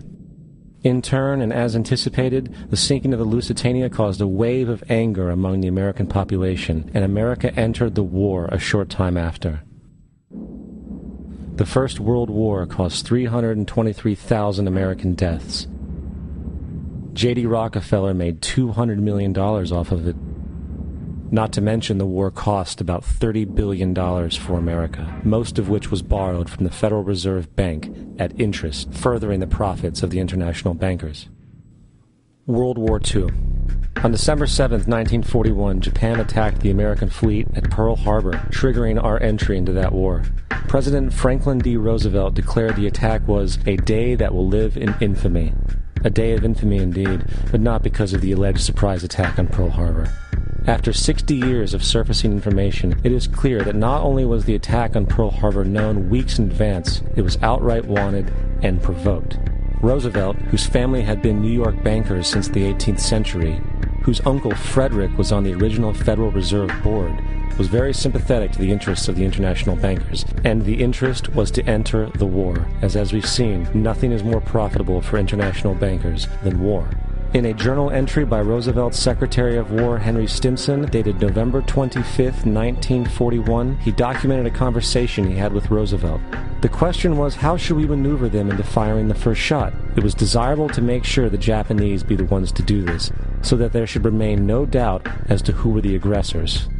In the months leading up to the attack on Pearl Harbor, Roosevelt had done almost everything in his power to anger the Japanese, showing a posture of aggression. He halted all of Japan's imports of American petroleum. He froze all the Japanese assets in the United States. He made public loans to nationalist China and supplied military aid to the British, both enemies of Japan in the war, which, by the way, is completely in violation of international war rules. And on December 4th, 3 days before the attack, Australian intelligence told Roosevelt about a Japanese task force moving towards Pearl Harbor. Roosevelt ignored it. So, as hoped and allowed, on December 7, 1941, Japan attacked Pearl Harbor, killing 2,400 soldiers. Before Pearl Harbor, 83% of the American public wanted nothing to do with the war. After Pearl Harbor, 1 million men volunteered for the war. It is important to note, Nazi Germany's war effort was largely supported by two organizations, one of which was called IG Farben. IG Farben produced 84% of Germany's explosives, and even the Zyklon B used in the concentration camps to kill millions. One of the unspoken partners of IG Farben was J.D. Rockefeller's Standard Oil Company in America. In fact, the German Air Force could not operate without a special additive patented by Rockefeller's Standard Oil. The drastic bombing of London by Nazi Germany, for example, was made possible by a $20 million sale of fuel to IG Farben by the Rockefeller Standard Oil Company. This is just one small point on the topic of how American business funded both sides of World War II. One other treasonous organization worth mentioning is the Union Banking Corporation of New York City. Not only did it finance numerous aspects of Hitler's rise to power, along with actual materials during the war, it was also a Nazi money laundering bank, which was eventually exposed for having millions of dollars of Nazi money in its vaults. The Union Banking Corporation of New York was eventually seized for violations of the Trading with the Enemy Act. Guess who the director and vice president of the Union Bank was? Prescott Bush, our current president's grandfather, and of course our former president's father. Keep that in mind when considering the moral and political dispositions of the Bush family. Vietnam. The United States' official declaration of war on North Vietnam in 1964 came after an alleged incident involving 2 U.S. destroyers being attacked by North Vietnamese PT boats in the Gulf of Tonkin. This was known as the Gulf of Tonkin Incident. This single situation was the catalytic pretext for massive troop deployment and full-fledged warfare. One problem, however, the attack on the U.S. destroyers by Vietnamese PT boats never happened. It was a completely staged event to have an excuse to enter the war. Former Secretary of Defense Robert McNamara stated years later that the Gulf of Tonkin incident was a mistake, while many other insiders and officers have come forward, relaying that it was a contrived farce, a complete lie. Once in the war, it was business as usual. In October 1966, President Lyndon Johnson lifted trading restrictions on the Soviet bloc, knowing full well that the Soviets were providing upwards of 80% of North Vietnam's war supplies. Consequently, Rockefeller interests financed factories in the Soviet Union, which the Soviets used to manufacture military equipment and send it to North Vietnam. However, the funding of both sides of this conflict was only one side of the coin. In 1985, Vietnam's rules of engagement were declassified. This detailed what American troops were and were not allowed to do in the war. It included absurdities like North Vietnamese anti-aircraft missile systems could not be bombed until they were known to be fully operational. No enemy could be pursued once they crossed the border of Laos or Cambodia. And most revealing of all, the most critical strategic targets were not allowed to be attacked unless initiated by high military officials. Apart from these imposed ludicrous limitations, North Vietnam was informed of these restrictions and therefore could base entire strategies around the limitations of the American forces. This is why the war went on so long. And the bottom line is this: the Vietnam War was never meant to be won, just sustained. This war for profit resulted in 58,000 American deaths and 3 million dead Vietnamese. So, where are we now? September 11th was the jumpstart for what is now an accelerated agenda by the ruthless elite. It was a staged war pretext no different than the sinking of the Lusitania, the provoking of Pearl Harbor, and the Gulf of Tonkin lie. In fact, if 9/11 wasn't a planned war pretext, it would be an exception to the rule. It has been used to launch 2 unprovoked illegal wars, one against Iraq and one against Afghanistan. However, 9/11 was a pretext for another war as well, the war against you. The Patriot Act, Homeland Security, the Military Tribunals Act, and other legislations are all completely and entirely designed to destroy your civil liberties and limit your ability to fight back against what is coming. Currently in the United States, unannounced to most brainwashed Americans, your home can be searched without a warrant, without you being home. You can in turn be arrested with no charges revealed to you, detained indefinitely with no access to a lawyer, and legally tortured, all under the suspicion that you might be a terrorist. If you need a painted picture of what is happening in this country, let's recognize how history repeats itself. In February 1933, Hitler staged a false flag attack, burning down his own German parliament building, the Reichstag, and blamed it on communist terrorists. In the next few weeks, he passed the Enabling Act, which completely eradicated the German Constitution, destroying people's liberties. He then led a series of preemptive wars, all justified to the German people as necessary to maintaining homeland security.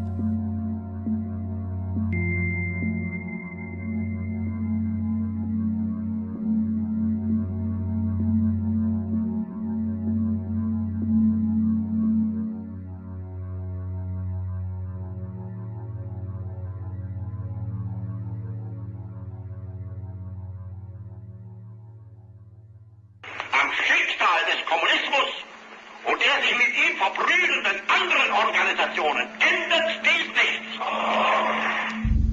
Our enemy is a radical network of terrorists and every government that supports them.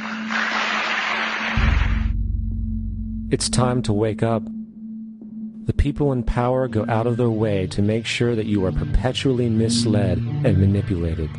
The majority's perception of reality, especially in the political arena, is not their own. It is shrewdly imposed upon them without them even knowing it. For example, the public at large actually believes the invasion of Iraq is going badly, as sectarian violence doesn't seem to stop. What the public fails to see is that the destabilization of Iraq is exactly what the people behind the government want. This war is to be sustained so the region can be divided up, domination of the oil maintained, continual profits reaped for the defense contractors, and most importantly, permanent military bases established to be used as a launching pad against other oil-bearing, non-conforming countries such as Iran and Syria. For further implication that the civil war and destabilization is purely intentional, in 2005, 2 elite British SAS officers were arrested by Iraqi police after being caught driving around in their car shooting at civilians while dressed up as Arabs. After being arrested and taken to a jail in Basra, the British Army immediately requested the release of these men. When the Basra government refused, British tanks came in and physically broke out the men from the Basra prison. If you wish to destroy an area, how do you do it? Well, there are 2 ways. You can go in there and bomb it and so forth, but that is not very efficient. What you do is you try to get the people in that area to kill each other and to destroy their own territory, their own farms. And that's what's been done in that area. The way in which you destroy an opponent is get him to destroy himself by dividing his ranks against one another. Then you feed both sides. You have agents feeding both sides, inflaming both sides. And they kill each other off. And it's time that some of us woke up to this reality to understand that people who try to maintain empires and create empires do it by manipulating the people they're trying to conquer. You might want to ask yourself why the entire culture is utterly saturated with mass media entertainment from all sides, while the educational system in America continues its stupefying downward slide since the U.S. government decided to take over and subsidize the public school system. What your government pays for, it gets.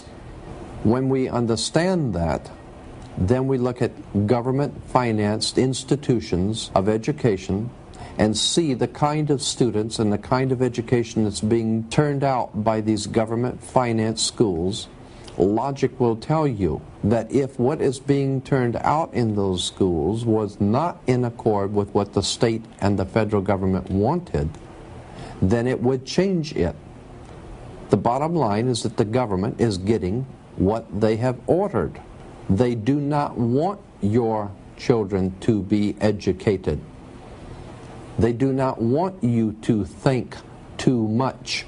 That is why our country and our world has become so proliferated with entertainments, mass media, television shows, amusement parks, drugs, alcohol, and every kind of entertainment to keep the human mind entertained, so that you don't get in the way of important people by doing too much thinking. You had better wake up and understand that there are people who are guiding your life and you don't even know it. We're in a lot of trouble because you people and 62 million other Americans are listening to me right now, because less than 3% of you people read books. Because less than 15% of you read newspapers. Because the only truth you know is what you get over this tube. Right now, there is an entire generation that never knew anything that didn't come out of this tube.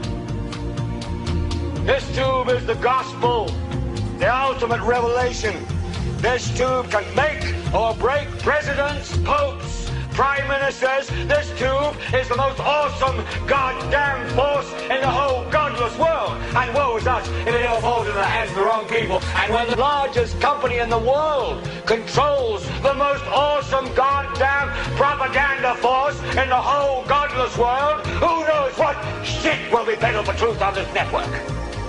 So you listen to me. Listen to me. Television is not the truth.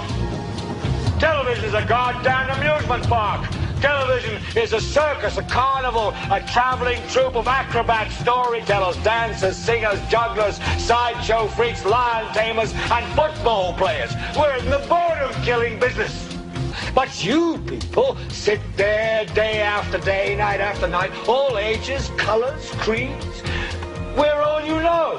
You're beginning to believe the illusions we're spinning here. You're beginning to think that the tube is reality and that your own lives are unreal. You do whatever the tube tells you. You dress like the tube. You eat like the tube. You raise your children like the tube. You even think like the tube. This is mass madness, you maniacs. In God's name, you people are the real thing. We are the illusion. The last thing the men behind the curtain want is a conscious, informed public capable of critical thinking, which is why a continually fraudulent zeitgeist is output via religion, the mass media, and the educational system. They seek to keep you in a distracted, naive bubble, and they are doing a damn good job of it. In 2005, an arrangement between Canada, Mexico, and the United States was made. This arrangement, unannounced to the public, unregulated by Congress, merges the United States, Mexico, and Canada into one entity, erasing all borders. It's called the North American Union, and you might want to ask yourself why you've never heard of this. In fact, there is only one mainstream reporter who has actually heard of and has had the courage to cover this issue. The Bush administration's open borders policy and its decision to ignore the enforcement of this country's immigration laws is part of a broader agenda.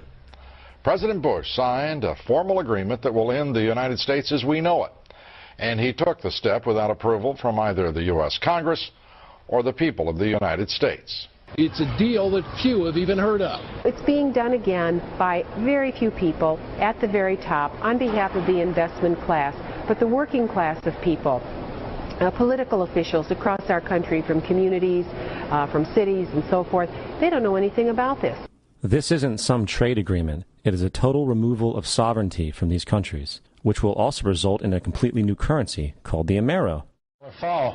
Apart from that, I think one thing people who are dollar-based need to focus on is the Amero. That's the one thing that nobody's talking about that I think is going to have a big impact on everybody's life in Canada, the U.S., and Mexico. The Amero is the proposed new currency for the North American community, which is being developed right now between Canada, the U.S., and Mexico to make a borderless community, much like the EU, and the dollar, Canadian dollar, U.S. dollar, and the Mexican peso replaced by the Amero.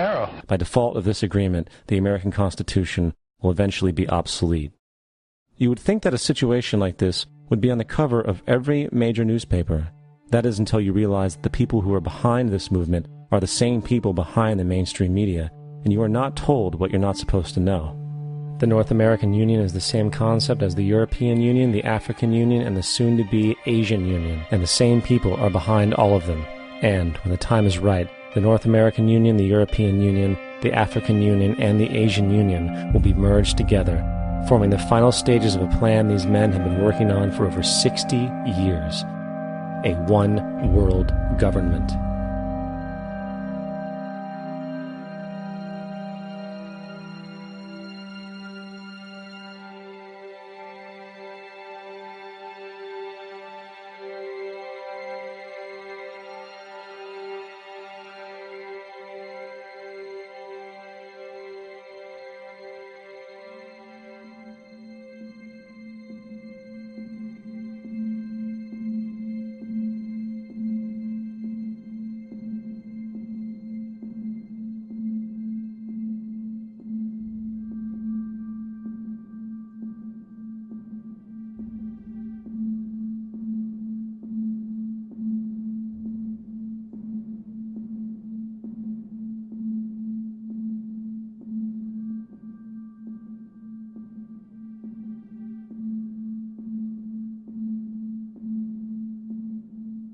One bank, one army, one center of power.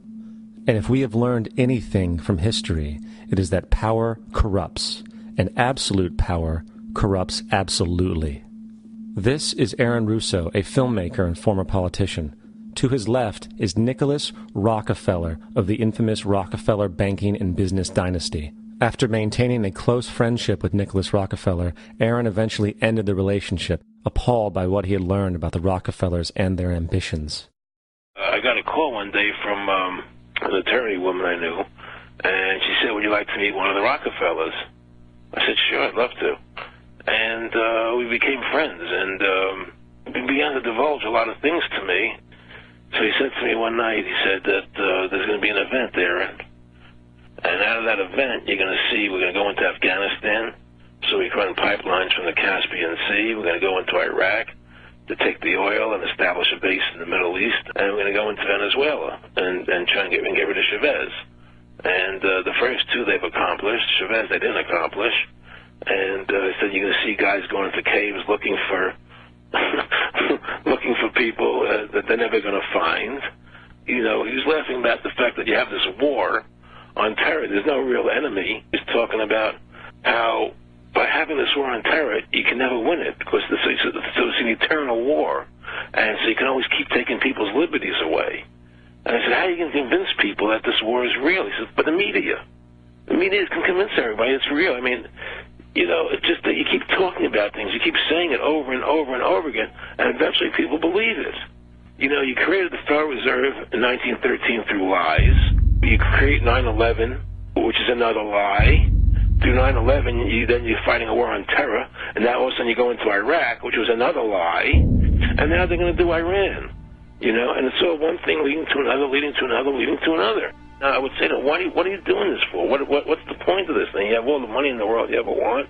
You have all the power. I said, you know, you're hurting people. It's not a good thing. And he would say, what do you care about the people for? Take care of yourself and you take care of your family. And then I said to him, what are the ultimate goals here? He said, the ultimate goal is to get everybody in this world chipped with the RFID chip and have all money be on those chips and everything on those chips. And if anybody wants to protest what we do or violate what we want, we just turn off their chip. That's right, microchipped. In 2005, Congress, under the pretense of immigration control and the so-called war on terrorism, passed the REAL ID Act, under which it is projected by May 2008, you will be required to carry around a federal identification card, which includes on it a scannable barcode with your personal information.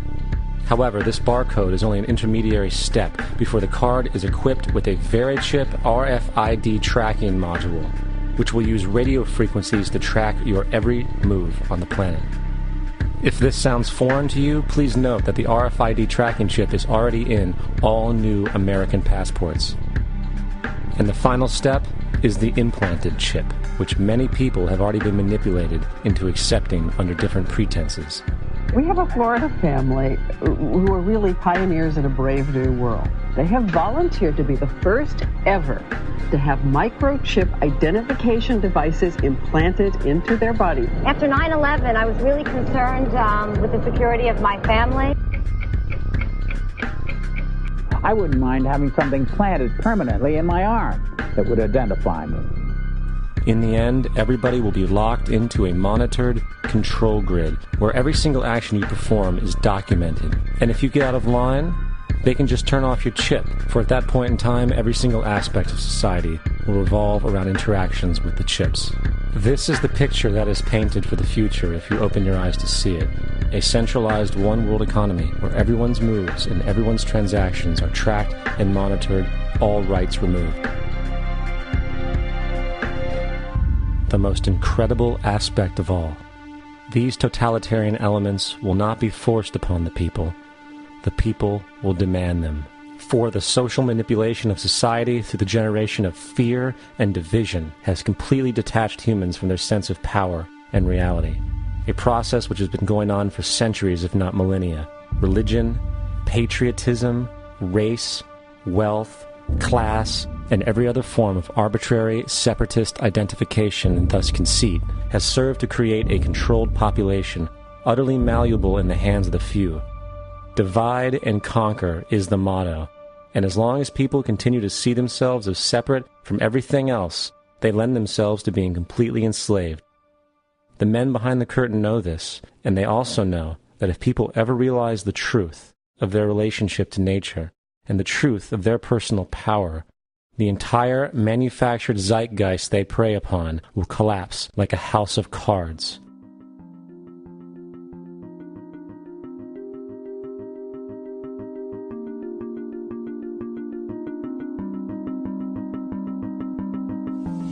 The whole system that we live in drills into us that we're powerless, that we're weak, that our society is evil, that it's crime-ridden, etc., and so forth.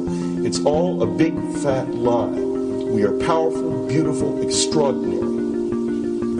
There is no reason why we cannot understand who we truly are, where we are going. There is no reason why the average individual cannot be fully empowered. We are incredibly powerful beings. You know, I think I spent 30 years of my life, in the first 30, trying to become something. I wanted to become good at things. I wanted to become good at tennis. I wanted to become good at school and grades and everything I kind of viewed in that perspective. I'm not okay the way I am, but if I got good at things, I realized that I had the game wrong. The game was to find out what I already was. Find out what I already was.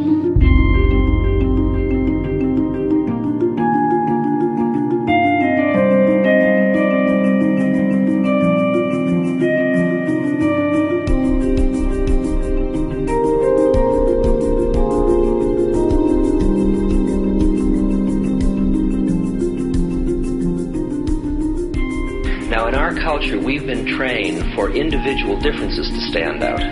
So you look at each person, immediate hit is brighter, dumber, older, younger, richer, poorer, and we make all these dimensional distinctions, put them in categories and treat them that way. And we get so that we only see others as separate from ourselves in the ways in which they're separate. And one of the dramatic characteristics of experience is being with another person and suddenly seeing the ways in which they are like you, not different from you. And experiencing the fact that that which is essence in you and which is essence in me is indeed one. The understanding that there is no other. It is all one. And I wasn't born Richard Alpert. I was just born as a human being. And then I learned this whole business of who I am and whether I'm good or bad or achieving or not. All that's learned along the way.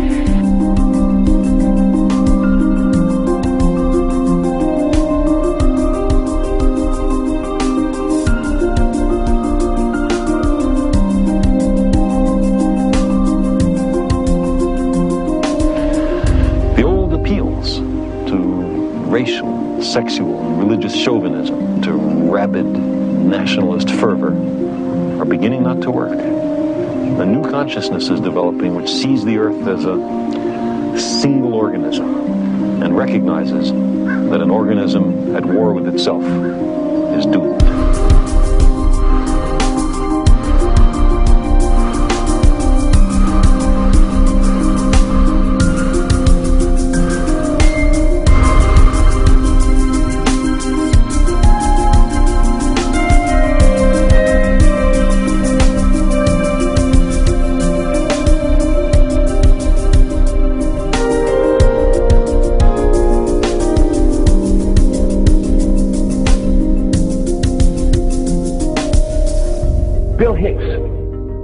Finish his shows with this. Life's like a ride in an amusement park. And when you go on it, you think it's real, because that's how powerful our minds are. And the ride goes up and down and round and round. It has thrills and chills, and it's very brightly colored. And it's very loud, but it's fun for a while. Some have been on the ride for a long time, and they begin to question, is this real, or is this just a ride? And other people have remembered, and they come back to us and they say, hey, don't worry. Don't be afraid ever, because this is just a ride. And we kill those people. Shut him up. I've got a lot invested in this ride. Shut him up. Look at my furrows of worry. Look at my big bank account. My family. This has to be real. It's just a ride. But we'll kill those good guys who try and tell us that. You ever notice that? And let the demons run amok? But it doesn't matter, because it's just a ride, and we can change it anytime we want. It's only a choice. No effort, no work, no job, no savings of money. Just a choice right now between fear and love.